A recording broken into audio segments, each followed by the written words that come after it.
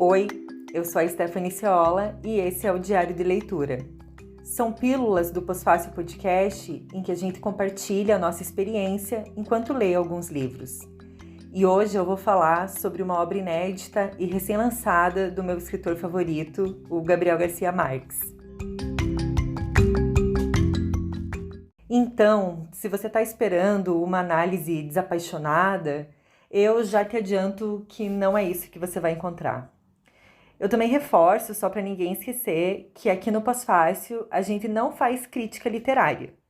Nós falamos de como os livros que lemos nos tocam. E os livros do Gabo fazem isso comigo, eles mexem com todos os meus sentidos.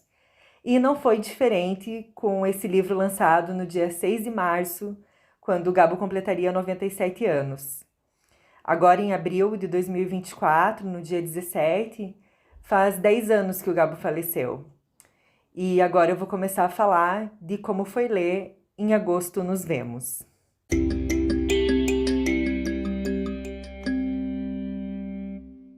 Esse livro estava me esperando em cima da mesa de casa quando eu cheguei na noite do dia 7 de março, um dia depois do aniversário do homem. E eu estava muito ansiosa para ler.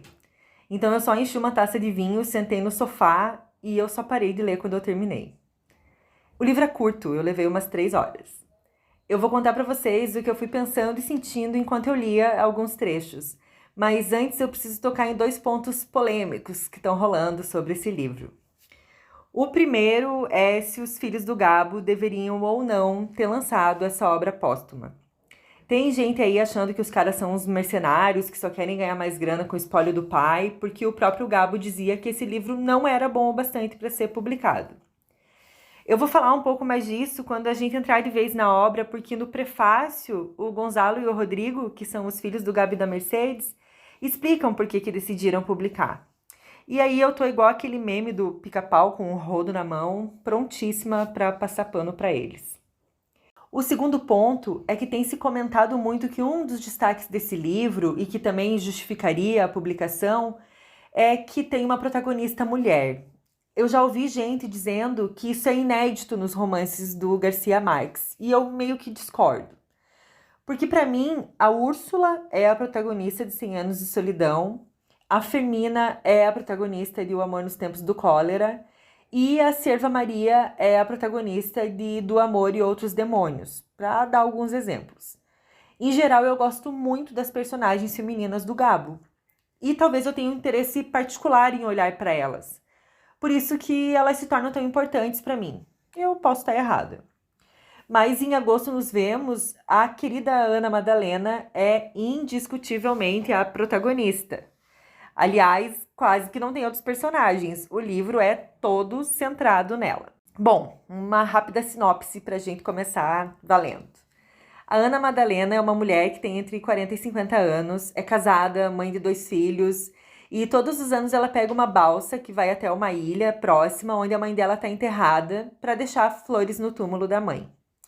Aí, como a balsa para voltar só sai na manhã seguinte, ela começa a aproveitar a noite que passa sozinha naquela ilha, meio decadente, meio bem América Latina assim, para transar com os desconhecidos. Não são aventuras amorosas. Ela não tá procurando o amor da vida dela. Ela não é uma mulher muito triste com um casamento infeliz.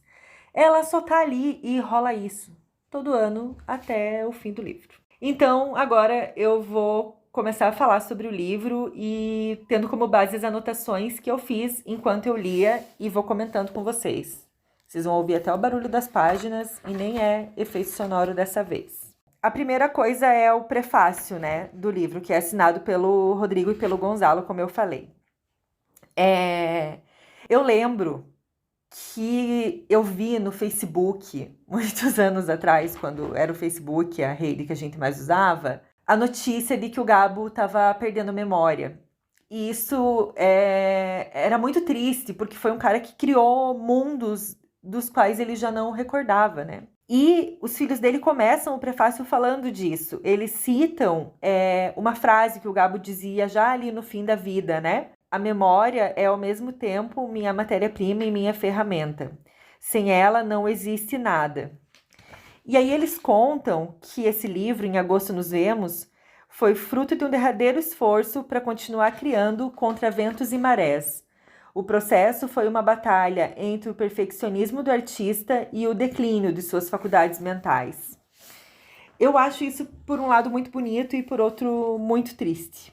E aí o próprio Gabo disse, já lá na finaleira, a seguinte frase, que é muito Gabo: esse livro não presta, ele tem que ser destruído.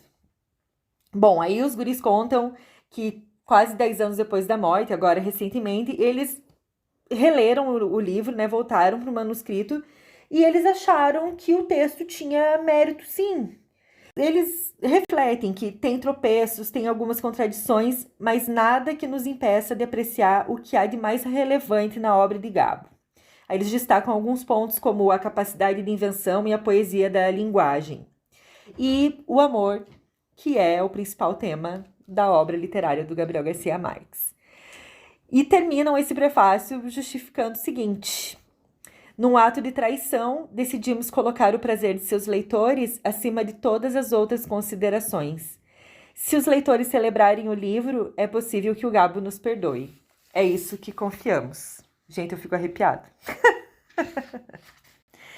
Bom, agora o livro. A primeira coisa que eu grifei é uma data.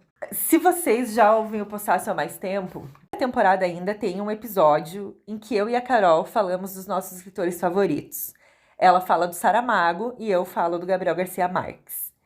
Se vocês ainda não ouviram, ouçam. Eu não tenho coragem de ouvir, porque eu tenho certeza que eu vou chorar, porque eu chorei gravando esse episódio.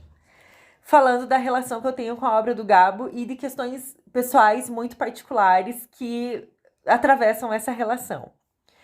Um desses pontos que eu contei lá, e que aqui eu só vou dar uma pitadinha, é o seguinte: quando eu fiz 30 anos, eu decidi que eu passaria essa data na cidade em que o Gabriel Garcia Marques nasceu, Aracataca, na Colômbia, que é a cidade que inspira a Macondo dos 100 Anos de Solidão.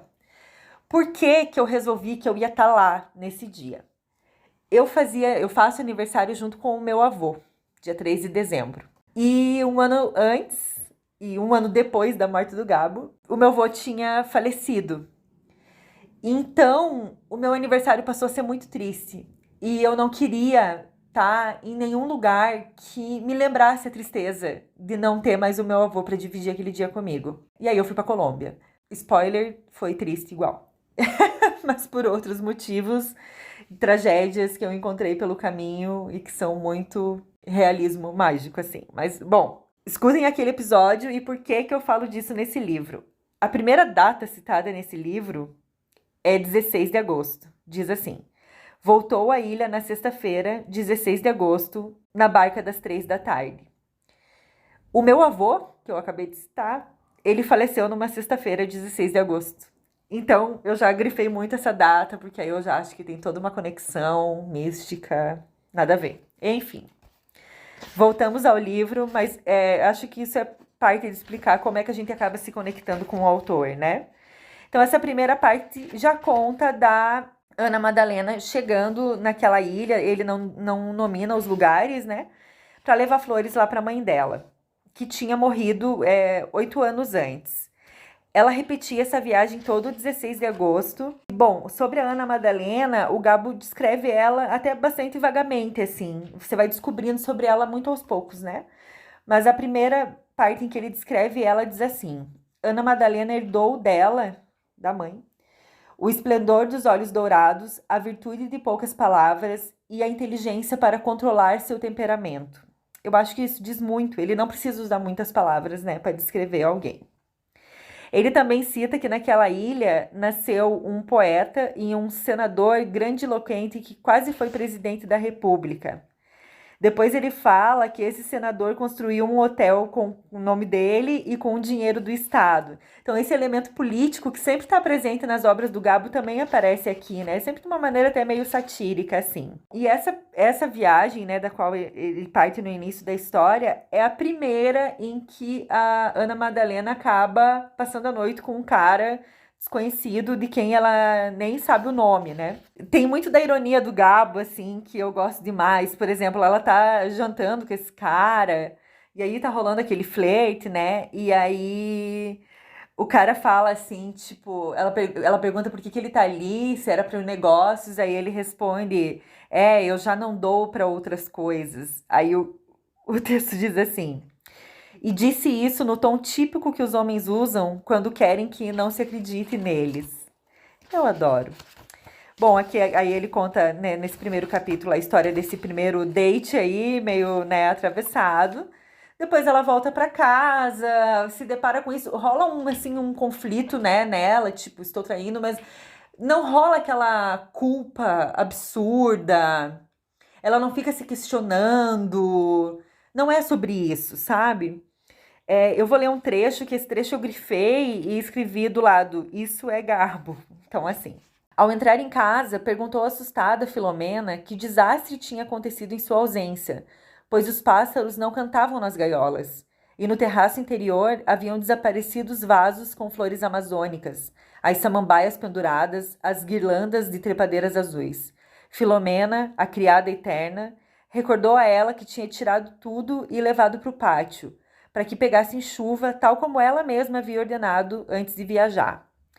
No entanto, ela precisou de vários dias para tomar consciência de que as mudanças não eram no mundo, e sim nela própria, que sempre andou pela vida sem enxergá-la, e só naquele ano, ao regressar da ilha, começou a vê-la com olhos de aprendiz.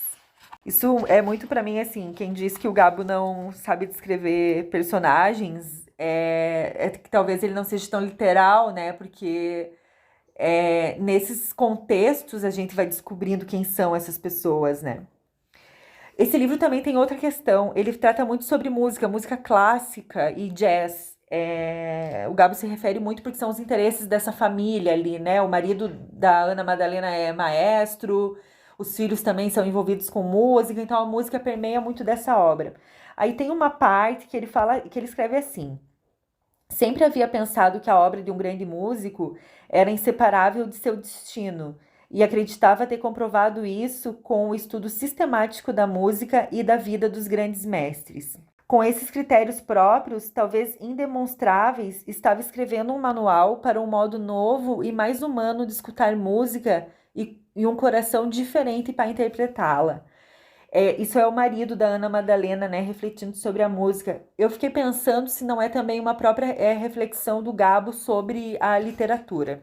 Tem também alguns trechos do livro, porque a filha da Ana Madalena, a Micaela, ela queria ser freira, ela se tornou freira, mas antes dela ir para o convento, ela tinha uma vida sexual muito ativa, namorados e tal, e a Madalena julgava esse comportamento da filha. Então eu acho que isso diz muito sobre a Madalena, né? Sobre a relação dela com o sexo até então, né? E aí, depois de uma discussão que ela e a filha têm sobre isso, ela chora muito, assim, a Ana Madalena, e o marido dela reflete que os motivos de suas lágrimas estavam só dentro dela, embora ignorasse quais. Eu acho que isso diz bastante, assim, né? Sobre a relação da Ana Madalena com o sexo, né? Um certo pudor e essa liberdade que ela encontra nessas idas anuais à ilha por uma noite. Outra coisa que eu achei bem interessante é que ele cita muitos, muitos, muitos livros nesse livro. Porque a cada viagem que a Ana Madalena faz, ela tá lendo um livro. Na primeira ela tá lendo Drácula. Depois ela tá lendo a Antologia da Literatura Fantástica, que foi organizado pelo Jorge Luiz Borges. Eu tenho aqui uma edição da falecida Kozak Naif, saudades, e é realmente maravilhoso. Também é interessante porque todo ano, quando ela volta na ilha, ela limpa, né, o túmulo da mãe, enquanto conta as notícias do ano anterior. Então a gente acaba sabendo da vida da Ana Madalena conforme o que ela vai contando para a mãe, né, enterrada ali naquele lugar. E eu achei isso bem interessante, porque não fica naquela linearidade, aconteceu isso naquele ano, no decorrer daquele ano. Não importa o que acontece no decorrer daquele ano, importa o dia 16 de agosto. Então, eu gosto disso, desse foco, né? Aí ela vai lá, volta, conhece outro cara, o cara é um jovenzinho. Aí como é que a gente sabe que o cara é um jovenzinho? Ela fala assim: Ana Madalena calculou que ele não devia ter mais que 30 anos porque mal se virava no bolero. Eu gostei muito dessa definição. Aí chegamos na terceira ida dela, a partir do momento, né, em que ela começa a ter essas aventurinhas aí nessas idas. Então, nessa terceira vez, decidiu ser ela mesma, vestir-se como ela mesma e reservar a liberdade de escolha para si, e não para o acaso. Eu acho que essa acaba sendo a grande essência, assim, né? É um dia em que a Ana Madalena encontra essa liberdade, né? Nessa terceira vez, ela conta para a mãe dela, em minúcias, do bom ano do marido no Conservatório de Música, apesar das penúrias financeiras do município, dos progressos do filho na orquestra e do fracasso de seus esforços para impedir que a filha ingressasse no convento. Não rolou, a menina foi. Essa questão do convento e do sagrado e do profano, isso também está bem presente, né, na obra do Gabo. Do Amor e Outros Demônios é um exemplo muito forte disso, né? Aí tem um trecho em que ela conta dessa ida da filha, né? Diz assim: a filha foi entregue às carmelitas descalças na missa comum do convento. Ana Madalena e o esposo se vestiram para um funeral. Mas Micaela chegou com 1 hora de atraso e sem ter dormido, com o ruipio da mãe, seus eternos tênis, a maleta com seus artigos de toucador e um álbum de Van Morrison que tinha ganhado dos pais na última hora. Um padre meio adolescente, de pele bilhosa e um braço engessado, dedicou a ela uma fala festiva, com uma derradeira oportunidade para que se arrependesse caso não estivesse certa de sua vocação. Ana Madalena gostaria de ter dedicado à filha o tributo de uma lágrima de adeus, mas não conseguiu num ambiente tão convencional. No decorrer da história, conforme a Madalena vai indo e vindo da ilha, ela também começa a suspeitar que o marido traía ela. E aí ela considera isso um jeito de ela, assim, diminuir a própria culpa que ela sentia por trair ele eventualmente nessas ocasiões. Mas como eu disse, isso não chega a ser aprofundado, né? E aí o marido acaba contando de uma vez que dormiu com outra mulher e ela fica putaça. Aí ela diz: que caralho, os homens são todos iguais, uma merda. Eu tô gravando isso no Dia da Mulher, não vou discordar. Bom, no 6º capítulo, que é o último, né, capítulo do livro, rola um plot twist que é muito interessante, que me deixou muito intrigada e, assim, querendo saber muito mais, querendo muito que esse livro acabasse virando outra coisa. Porque ela chegou lá, como sempre, para levar os ladiolos para a mãe dela e o zelador falou que tinha limpado o túmulo porque as flores que o senhor sempre deixava lá tinham apodrecido. E ela pergunta que senhor, e ele fala: o senhor de sempre. Aí diz o livro, eu vou ler aqui. Seu desconcerto foi maior quando o zelador explicou que não tinha a mínima ideia de quem podia ser esse visitante desconhecido que chegava em qualquer dia do ano e deixava o túmulo completamente coberto por aquelas flores esplêndidas e nunca vistas num cemitério de pobres. Tantas e tão caras que lhe doía tirá-las do túmulo enquanto restasse nelas um rastro mínimo de seu esplendor natural. Descreveu o visitante como um homem de uns 60 anos, bem vividos, com cabelos brancos e bigode de senador e uma bengala que se transformava em um guarda-chuva para poder continuar absorto diante do túmulo enquanto chovia. Nunca lhe perguntou nada, nem havia contado a ninguém a riqueza das suas flores e do tamanho das gorjetas. Nem tinha comentado com ela em suas visitas anteriores, porque tinha certeza que o cavalheiro do guarda-chuva mágico era alguém da família. Isso me lembrou muito O Amor nos Tempos do Cólera, porque é uma descrição muito parecida com a do Florentino Ariza, né? E aí, bom, o livro segue com a Ana Madalena refletindo sobre isso. Aí ela, né, fala que ela ficou muito inquieta com essa revelação que talvez explicasse de uma só vez o segredo das viagens frequentes da sua mãe à ilha, com a desculpa de um negócio próprio que ninguém sabia dizer qual era e que talvez nem tenha existido. E também diz o seguinte: só então vislumbrou o mistério das 3 ou até 4 visitas que sua mãe fazia à ilha todo ano e sua determinação de que a enterrassem ali quando percebeu que estava morrendo de uma doença grave em terra alheia.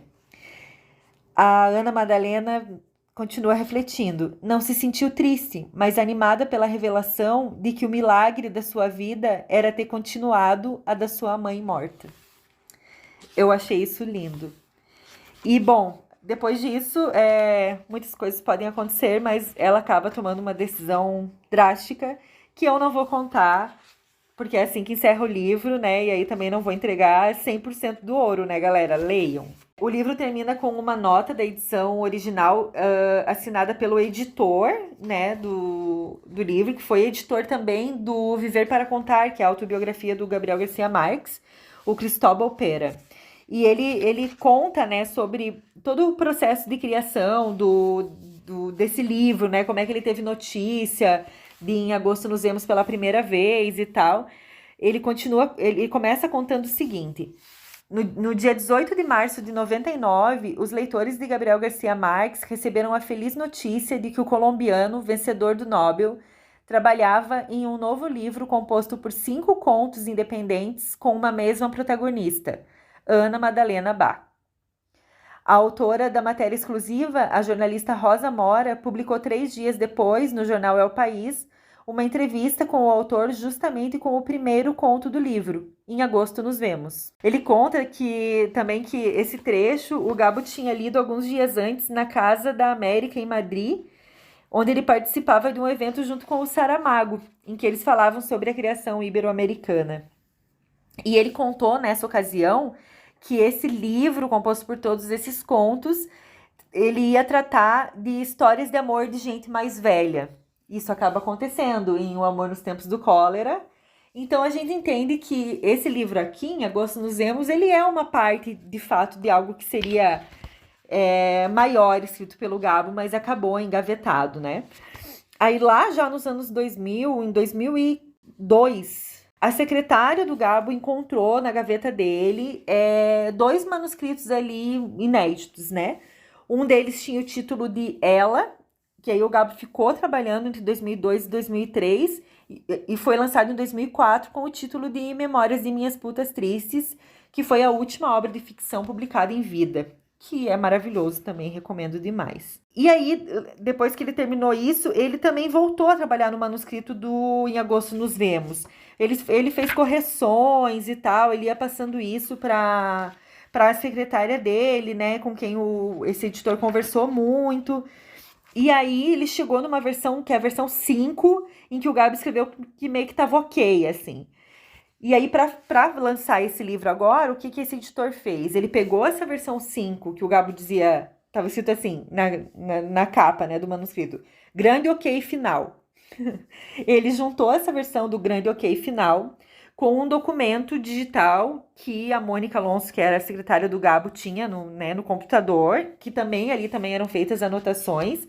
Aí ele considerou o que tinha em comum entre os dois e tal, enfim, juntou essas 2 versões para fazer essa publicação. Eu achei isso muito legal.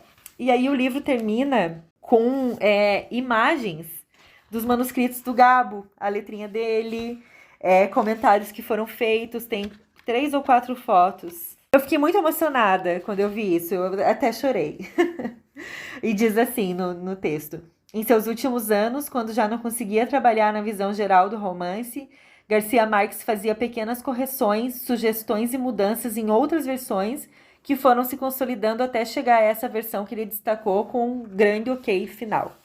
E aí a gente vê a página em que está ali escrito o grande ok final, a letrinha dele, tem uma data ali, 5 de julho de 2004, e enfim, várias palavras que ele foi mudando, pontos que ele questionou, como por exemplo, tem um trecho que dizia em que a Ana Madalena estava às vésperas da terceira idade, aí ele grifa e põe um ponto de interrogação, aí de fato, né, depois ele né, a idade dela é entre 40 e 50 anos, enfim, algumas palavrinhas que ele vai mudando, é uma revisão bem em pontos pequenos, assim, né, não parece uma revisão de toda a obra, é uma revisão desses aspectos, assim, uma palavra ou outra, um verbo ou outro, né.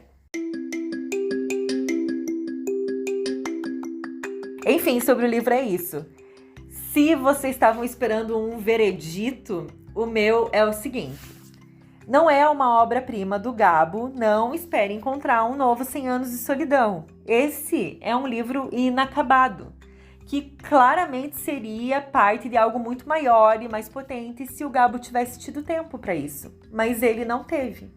A memória já tinha abandonado ele há muitos anos, mas tem o Gabo ali, em Agosto Nos Vemos. E é muito emocionante encontrar ele naquelas páginas e ver o esforço que ele fez para continuar tendo uma mínima produção literária, mesmo quando ele já não podia. E eu também acho que o livro tem sim valor literário, porque um Gabo inacabado, um Gabo fraco, é melhor do que muita gente que a gente lê por aí. Eu avisei que essa seria uma análise apaixonada. Se você gostou desse episódio e quer conhecer mais do nosso trabalho, ouça as temporadas anteriores do Pós-Fácil Podcast. Tem muito bate-papo entre amigas sobre livros, tem entrevistas com autoras e autores e tem até uma série especial narrativa sobre literatura catarinense que eu garanto que vai te surpreender. Para nos conhecer melhor, acesse as nossas redes sociais, @PosFácilPodcast, e fique por dentro das novidades. Daqui a pouquinho tem temporada nova.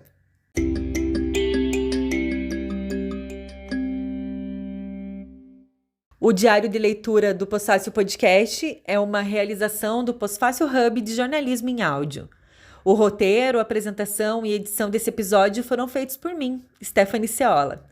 Para conhecer mais sobre a gente, acesse posfacilhub.com e considere apoiar nosso trabalho. Acesse apoia.se/posfacilpodcast. Doando a partir de R$10 por mês, você apoia o jornalismo cultural, independente e feito por mulheres e ainda concorre a combos de livros todos os meses. Pós-Fácil.